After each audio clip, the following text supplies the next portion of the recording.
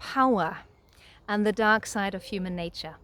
That is the potent theme of our next session in Nurturing the Fields of Change. Who in our world gets power?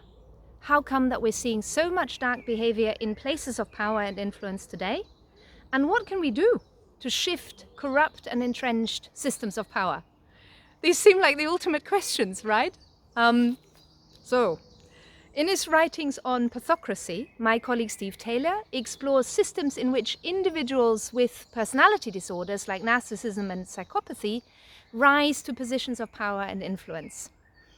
The term pathocracy first emerged in relation to Andrew Lowaczewski's work. He was a Polish psychologist who lived through the Nazi occupation of Poland and then in the Soviet era. And pathocracy really basically suggests that a small pathological minority manage all too often to dominate groups and communities and assert their agenda. So these are people who crave power, who lack empathy, and who act ruthlessly to manipulate others. Now, a little bit of caution here, because we shouldn't think of psychopaths as a sort of distinct group. As Steve Taylor has said, it's not like they're alien beings walking amongst us secretly.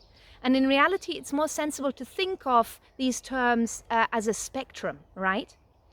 And contexts of privilege and power can engender more narcissistic and entitled behavior in many of us. So we have to bear that in mind. But that said, Taylor and others, like the political scientist Brian Klaas, for example, who's written a book on power and corruption, they make the point that these individuals with dark personality traits manage to maneuver themselves into positions of quite extraordinary power and influence.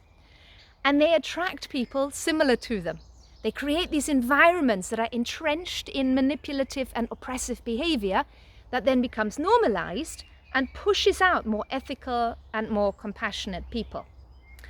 And as they become empowered, these pathocratic leaders often attempt to dismantle institutions or systems designed to keep power in check. And that is a pattern that we have seen both historically and, of course, right now in a number of countries around the world. So in our next session of Nurturing the Fields of Change, we'll look at what is happening here. We'll explore the capacity for human darkness. We'll investigate transpersonal perspectives on power, pathology, politics, and we'll reflect on dark personality triads and their influence in our world today. And we'll also look at tribalism and empathy erosion, which is galvanized around these dark and yet very seductive leadership figures. They sort of manage to galvanize energies that draw people together.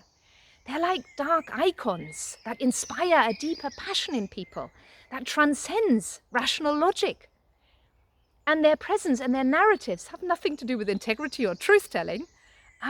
They invent narratives that suit their purposes, they bend reality, and truth seems to be of little consequence to them. So we're going to look at what this means for us, because we are exposed to these bad actors in various ways in our day-to-day lives, even if it's just through the news, right? But we might be engaging with colleagues or friends or neighbors who may be embracing those opinions and follow those figures. We may find ourselves in various conflictual situations where we need to maintain our inner compass and work on discernment in order to see what is the right thing to say and what is the wisest thing to do in any given circumstance. So, hope to see you in the session. Join us if you can. Thank you.